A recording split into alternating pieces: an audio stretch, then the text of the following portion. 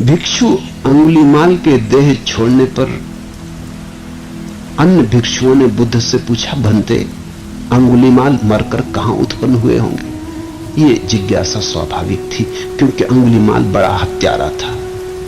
उसने 1000 लोगों की हत्या की थी। उसने कसम ली थी कि 1000 लोगों को मार के उनकी अंगुलियों की माला बना के पहनूंगा, इसलिए उसका नाम अंगुलीमाल पड़ गया था, क्योंकि अंगुलियों की माला उसने पहन ली थी।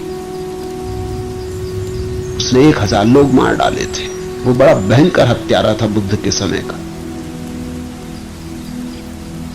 999 आदमियों को मार चुका था और 1000वें की प्रतीक्षा कर रहा था, लेकिन दूर दूर तक लोग चौंक गए थे।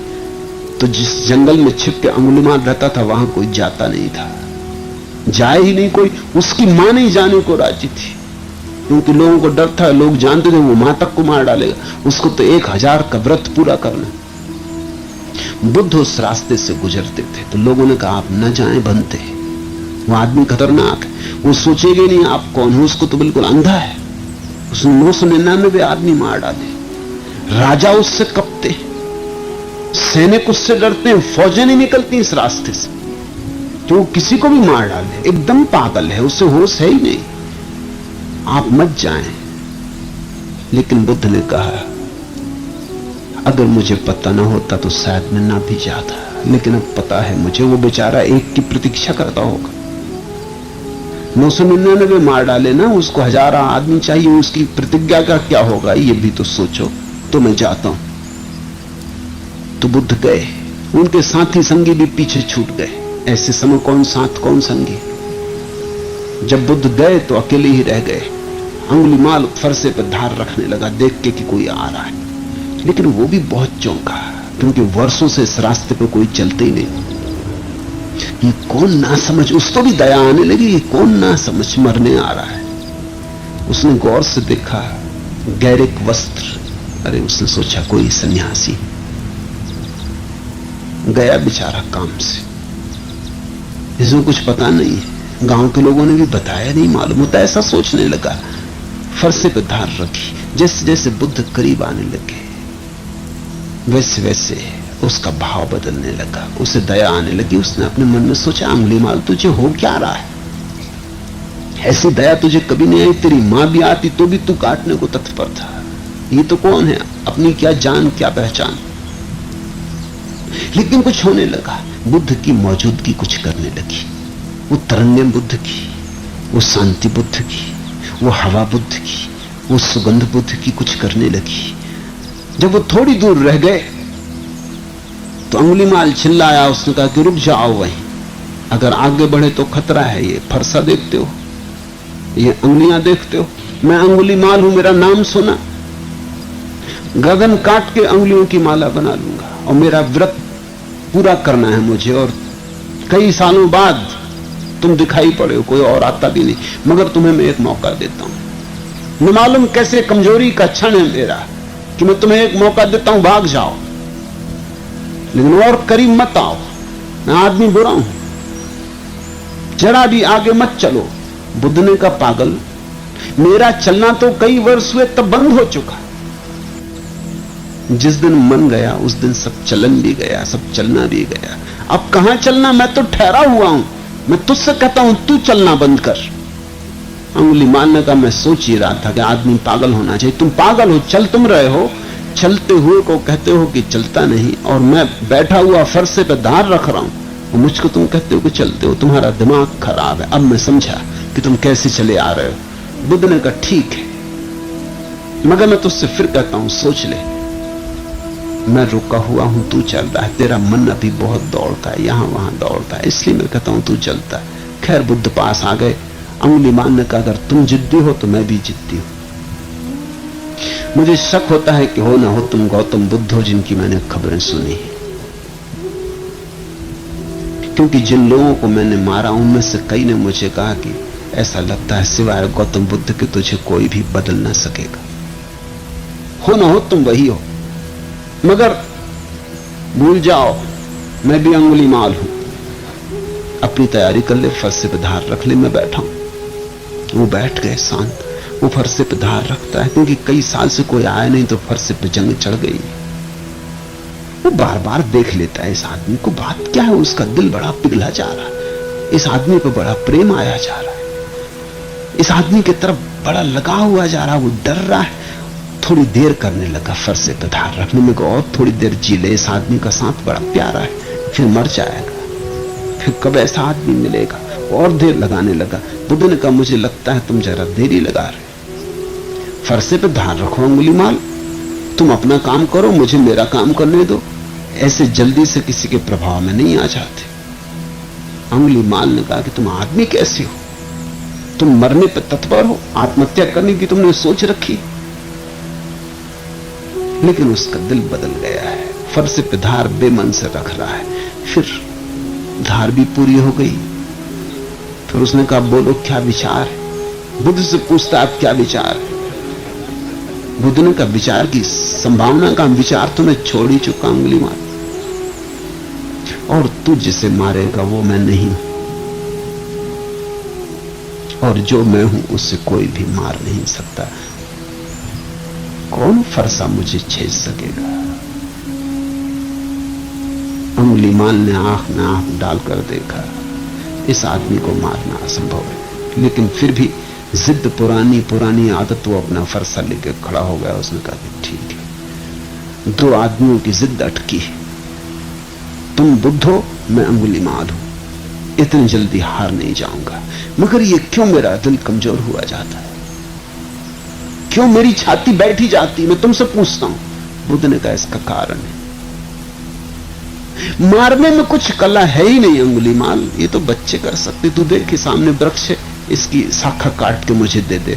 तो उसने फरसे से शाखा काट दी। बुद्ध ने कहा अभी से तू वापस जोड़ दे। उसने कहा ये कैसे हो सकता है।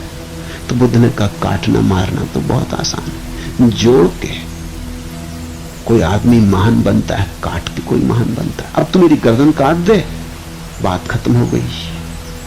मगर याद रख, जिन गर्दनों को जोड़ नहीं सकता उन्हें काटने का तुझे हक नहीं, और जोड़ तो कुछ बात हुई तो दुनिया तुझे याद रखेगी।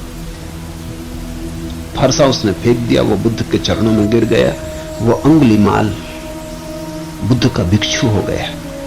उसका भय ऐसा था कि जब खबर फैल गई कि बुद्ध तो मारे नहीं गए, उल्टा अंगुलीमाल मारा गया, तो खुद सम्राट अजातशत्रु उसे देखने आया, क्योंकि अजातशत्रु के तक प्राण कपते थे।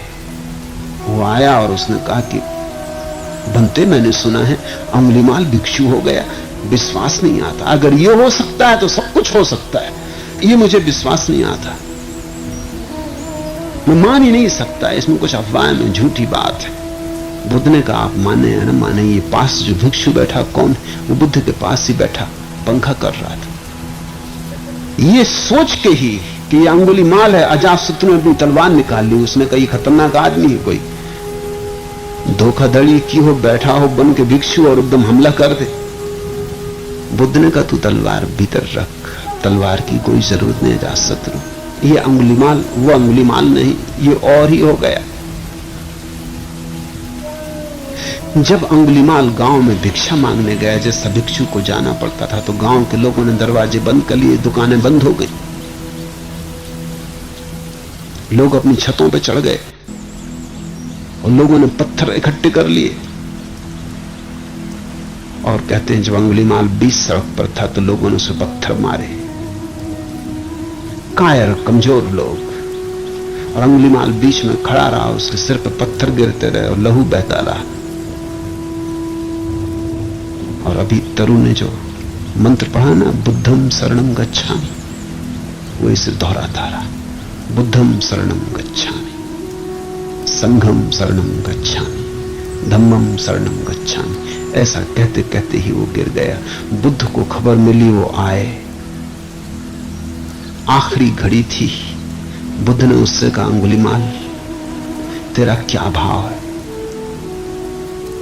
उसने कहा आप और पूछते हैं, ठहरे हुए का क्या भाव, रुके हुए का क्या भाव, तेरे मन को कुछ हुआ अंगुलीमाल। अंगुलीमाल ने कहा नहीं, कुछ भी नहीं हुआ, देखता रहा, साक्षी था। तो अंगुलीमाल ने कहा, होता भी क्या, मैं देखने वाला हूं, दृष्टा हूं, यही तो आपने समझाया। बुद्ध उससे बोले, अंगुलीमाल तू ब्राह्मण होके मर रहा है, तू ब्रह्म ज्ञान को उपलब्ध होके मर रहा है, तू अरहत को उपलब्ध हो गया, तू अरिहंत हो गया। ऐसा जब अंगुलीमाल मर गया तो और भिक्षुओं ने पूछा बुद्ध को, भंते अंगुलीमाल मरकर कहां उत्पन्न हुए? बुद्ध ने कहा, भिक्षुओं, मेरा वह पुत्र परिनिवृत्त हो गया, परिनिर्वाण को उपलब्ध हो गया है, अब उसका जन्म नहीं होगा, वो जन्म मरण के पार हो गया है, अब वो वापस नहीं लौटेगा। भंते, भिक्षुओं ने कहा, इतने मनुष्यों को मारकर? भिक्षुओं को भरोसा ना आया, ऐसा पापी परिनिर्वाण को उपलब्ध हो गया। हां भिक्षुओं, बुद्ध ने कहा, सोए सोए उसने बहुत पाप किए, लेकिन जागकर पुण्यों से उसने उन्हें काट डाला, ऐसे वह शून्य भाव में डूबकर निर्वाण को उपलब्ध हो गया है। लेकिन भिक्षुओं ने फिर पूछा, भगवान उससे तो ज्यादा समय भिक्षु हुए भी नहीं हुआ, उसने पुण्य किए कहा? बुद्ध ने कहा, कभी कभी एक पुण्य का छोटा सा कृत्य भी अगर समग्रता से किया जाए तो सारे पापों को काट डालता है। नहीं उसे ज्यादा दिन लगे, नहीं ज्यादा दिन वो जिया, लेकिन जब लोग उसे पत्थर मार रहे थे तब वो साक्षी बना रहा। ये सबसे बड़ा पुण्य कृत्य है। कर्ता होने में पाप है, साक्षी होने में पुण्य है। ऐसी अपूर्व बात बुद्ध ने कही और तब उन्होंने यह दूसरी गाथा कही, यस पापम कतम कम्मम कुसलेन पिथियति सोमम लोकम पभासेति अब्भा मुत्तो व चंदिमा। जिसका किया हुआ पाप उसके बाद में किए हुए पुण्य से ढक जाता है, वह मेघ से मुक्त चंद्रमा की भांति इस लोक को प्रकाशित करता है। तीसरा सूत्र, अंधभूतो अयम लोको तनु किथ विपस्सति सकुंतो जाल मुक्तो वा अप्पो सग्गाय गच्छति।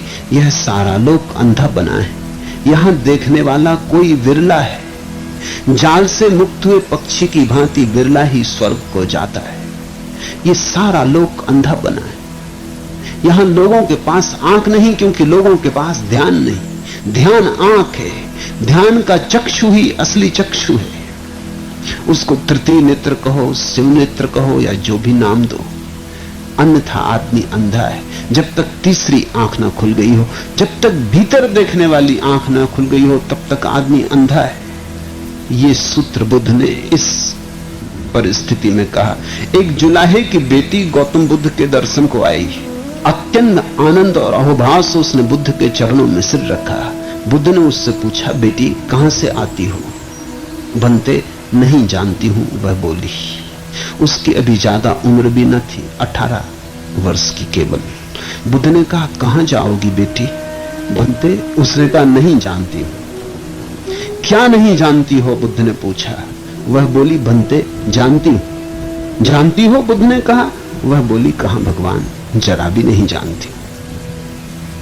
ऐसी बातचीत सुनकर अन्य उपस्थित लोग बहुत नाराज हुए। गांव के लोग जुलाहे की बेटी को भली भांति जानते हैं कि ये क्या बकवास कर रही है, और ये कोई ढंग है भगवान से बात करने का, ये कोई शिष्टाचार है। गांव के लोगों ने कहा कि सुन पागल, ये तू किस तरह की बात कर रही, होश में है, किससे बात कर रही? डांटा डपटा भी, लेकिन भगवान ने कहा, पहले उसकी सुनो भी तो, गुनो भी तो, वो क्या कहती है। बुद्ध हंसे। उन्होंने कहा, बेटी इन सबको समझा कि तूने क्या कहा। तो उस युवती ने कहा, जुलाहे के घर से आ रही हूं भगवान, ये तो आप जानते ही हैं और ये गांव के लोग भी जानते हैं, लेकिन कहां से आ रही हूं, ये जन्म कहां से हुआ, मुझे पता नहीं। वापिस जुलाहे के घर जाऊंगी, ये मैं भी जानती हूं, आप भी जानते हैं, गांव के लोग भी जानते हैं, ये कोई बात है। लेकिन इस जन्म के बाद जब मृत्यु होगी तो कहां जाऊंगी, मुझे कुछ पता नहीं। इसलिए आपसे कभी मैंने कहा जानती हूं, जब मैंने सोचा कि आप पूछ रहे हैं कहां से आ रही जुलाहे के घर से, तो मैंने कहा जानती हूं। जब आपने कहा कहां जा रही है, मैंने सोचा कि पूछते कहां वापस जाएगी, जुलाहे के घर। तो मैंने कहा जानती हूं, लेकिन फिर जब मैंने आपकी आंखों में देखा तो मैंने कहा नहीं नहीं, बुद्ध और ऐसा प्रश्न क्या खाक पूछेंगे। वो पूछ रहे हैं कहां से आती, किस लोक से, कहां तेरा जीवन स्रोत। तो मैंने कहा नहीं भगवान, नहीं जानती। फिर मैंने सोचा कि जब आप पूछते कहां जाती, तो मैंने सोचा मरने के बाद कहां जाऊंगी। बुद्ध तो ऐसे ही प्रश्न पूछेंगे ना। तो मैंने कहा नहीं जानती। इसलिए तब बुद्ध ने यह गाथा कही, ये सारा लोक अंधा है, यहां देखने वाला बिरला ही है। जाल से मुक्त हुए पक्षी की भांति बिरला ही स्वर्ग को जाता है।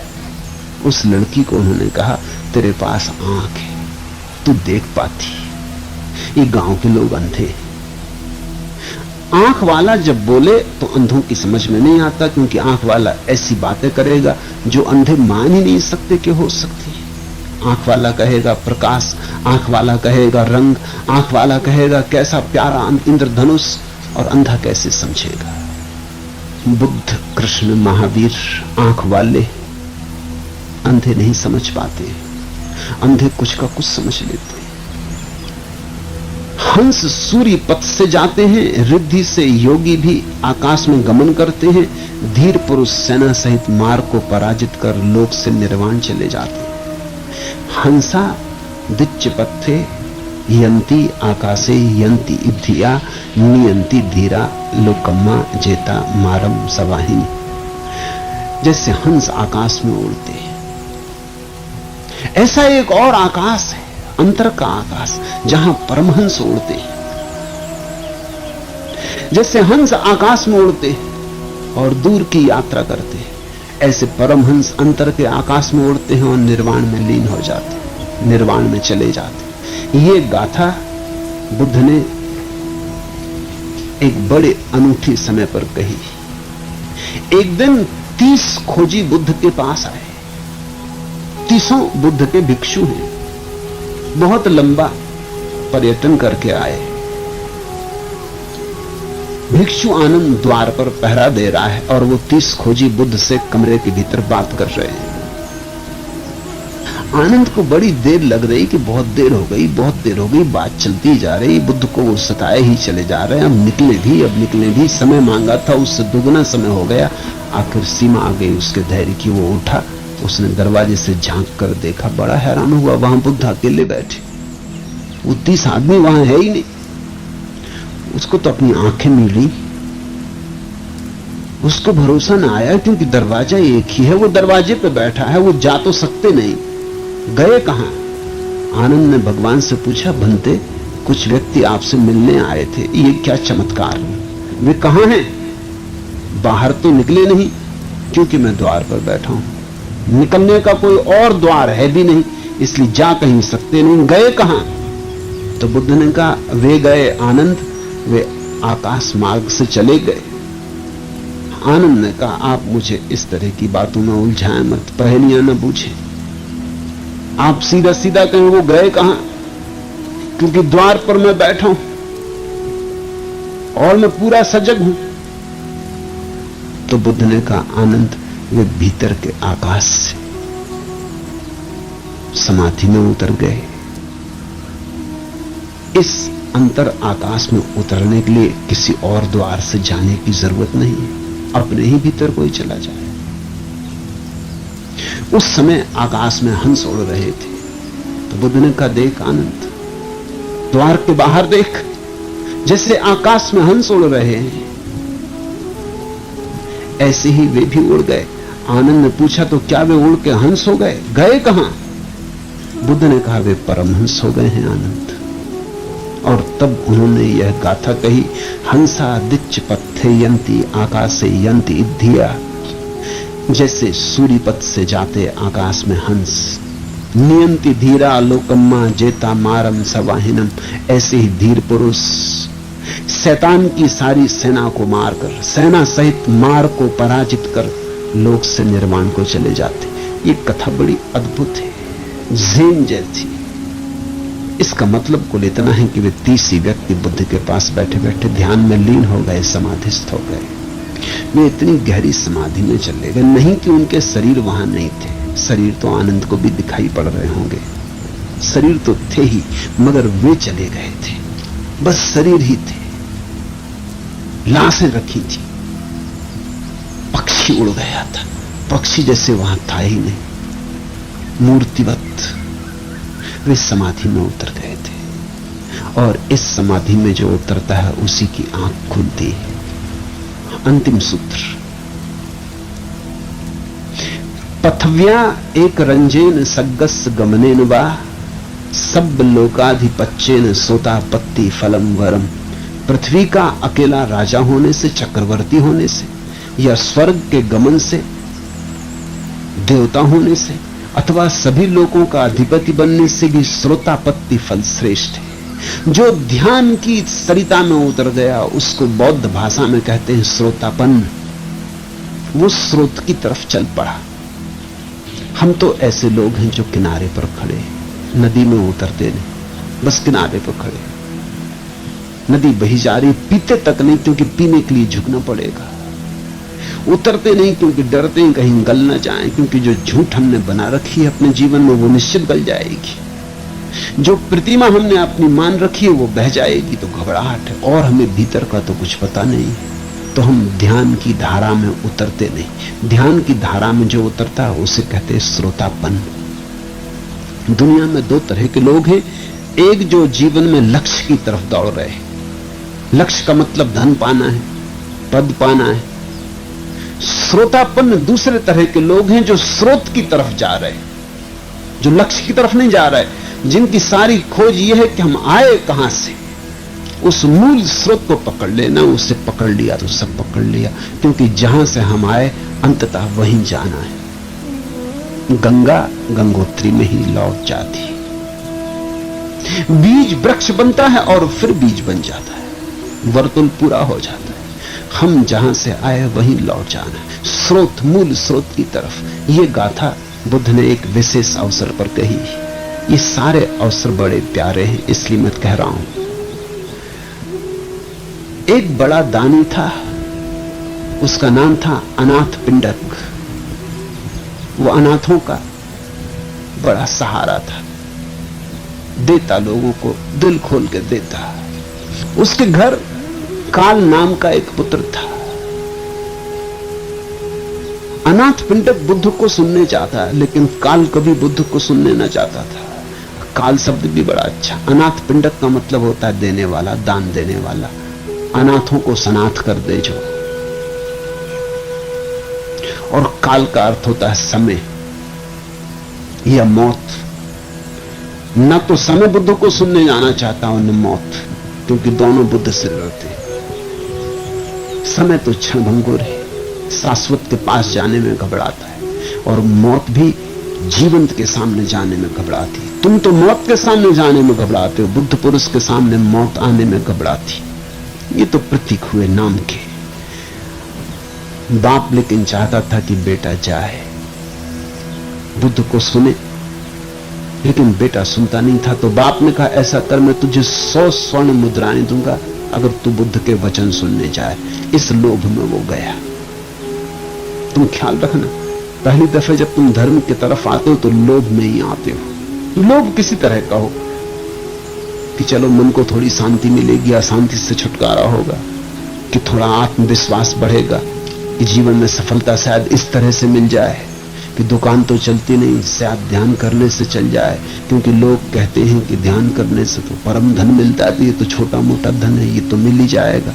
ऐसी हजार की बीमार रहती तब ये शायद ध्यान करने से ठीक हो जाए। कि पति पत्नी की बनती नहीं तो सोचते चलो ध्यान करने से शायद बनने लगे। कुछ ऐसे लोग से आदमी आता है। तो गया बेटा, बुद्ध को सुना, लौट कर आया, आते ही उसने कहा कि 100 स्वर्ण मुद्राएं, पीछे भोजन करूंगा क्योंकि मुझे भरोसा किसी का नहीं। पहले स्वर्ण मुद्राएं गिनवा ली, तब भोजन किया। वो तो गई उसके लिए था, उसको बुद्ध को सुनने से मतलब थोड़ी था। वो तो जब बुद्ध को सुन रहा होगा तब भी मुद्राएं गिन रहा होगा, सोच रहा होगा कि बाप देगा कि नहीं देगा, कि चालबाजी की है, कि ऐसे बहाना कर दिया, कि इसी बहाने भेज दिया। दूसरे दिन बाप ने कहा कि अब 1000 स्वर्ण मुद्राएं दूंगा, लेकिन शर्त एक है कि सुनना काफी नहीं, जो सुनो उसे याद भी रखना और मेरे सामने आके दोहराना। 1000 स्वर्ण मुद्राएं। तो बेटा गया, लेकिन वहां जाके डुबकी खा गया। वो याद रखने में गड़बड़ हो गई। गौर से सुनना पड़ा, याद रखना था, ध्यान से सुनना पड़ा, गुनगुन के सुनना पड़ा कि एक भी बात चूक न जानी। तो बाप भी पक्का बाप है, वो 1000 स्वर्ण मुद्राओं में काट लेगा। इतना याद नहीं रहा। इतने गौर से सुना, ध्यान से सुना, भूल ही गया स्वर्ण मुद्राओं को उस भाव में, डुबकी खा गया, आए ही नहीं घर। सांझ हो गई, बाप भागा आया कि मामला क्या है। वो आंख बंद किए बैठा था। अरे बाप ने कहा घर चल। उसने कहा सुन लिया, अब कहां आना और कहां जाना। बाप ने कहा 1000 स्वर्ण मुद्राएं तेरी प्रतीक्षा कर रही। उसने कहा वो आप ही संभाल कर रख लो, और ये 100 भी जो कल दी थी वापस ले जाओ। बाप तो बड़ा हैरान हुआ, क्योंकि बुद्ध को बहुत सुनता था, उनकी बात मान के दान भी करता था, लेकिन ऐसा नहीं सुना था जैसा इस बेटे ने सुन लिया। अक्सर ऐसा होता है कि जवानी जो सुन सकती है बुढ़ापा नहीं सुन सकता, युवा मन जो सुन सकता है बूढ़ा मन नहीं सुन सकता, थक गया होता है, या जानकारी की इतनी परतें इकट्ठी हो गई होती हैं। ताजा मन जो सुन सकता है। बाप ने बहुत समझाया, लेकिन उसने कहा छोड़ो पिंड, तुम यही तो चाहते थे, हो गया। बाप ने कहा ये जरा ज्यादा हो गए। मैंने इतनी चाहा था कि सुन लेगा, लौट आएगा, थोड़ा समझदार हो जाएगा, धार्मिक हो जाएगा, प्रतिष्ठित हो जाएगा, मगर ये जरा ज्यादा हो गया। तेरा क्या इरादा है? उसने कहा क्या इरादा, बात खत्म हो गई, अब हम बुद्ध के हैं, बात उतर गई। बाप ने बुद्ध को कहा कि ये मामला क्या है, मैं जन्म से सुन रहा हूं, और इस आदमी ने 2 ही बार सुना है, और ये भी किसी और कारण से सुना है, पैसे देने के लिए, पैसा पाने के लिए। बुद्ध ने कहा तुम्हारा बेटा अब तुम्हारा नहीं, मेरा हो गया। जिसने मुझे सुन लिया मेरा हो गया। अब ये बेटा मेरा है, अब ये तुम दावा जाने दो। अब उसे तुम चक्रवर्ती की संपत्ति भी दो तो भी लौटने वाला नहीं। तुम उसे देवलोक का सम्राट बना दो, इंद्र बना दो, तो भी लौटने वाला नहीं। तुम सारे 3 लोकों की सारी संपदा उसके चरणों में रख दो तो भी लौटने वाला नहीं। तो बाप ने कहा इसे हो क्या गया? तो बुद्ध ने कहा ये श्रोतापन्न हो गया, ये ध्यान की सरिता में उतर गया है। इस घड़ी बुद्ध ने ये गाथा कही, पथव्या एक रंजेन सग्गस गमनेन वा सब लोकाधिपंचेन सोता पत्ति फलम वरम। पृथ्वी का अकेला राजा होने से या स्वर्ग के गमन से अथवा सभी लोगों का अधिपति बनने से भी श्रोतापत्ति फल श्रेष्ठ है। इस श्रोतापन्न हो जाने को ही मैं संन्यास कहता हूं। तुम में से जिसने सुना हो वो ख्याल रखे इस घटना को। सुना तो मेरे हुए, अगर सुन के चले गए बिना मेरे हुए तो सुना ही नहीं, स्मरण रखना। और जब तक तुम श्रोतापन्न न हो जाओ, जब तक तुम ध्यान की सरिता में डूबने न लगो, डुबकी न खाने लगो, तब तक सुना या न सुना सब बराबर है। आज इतना।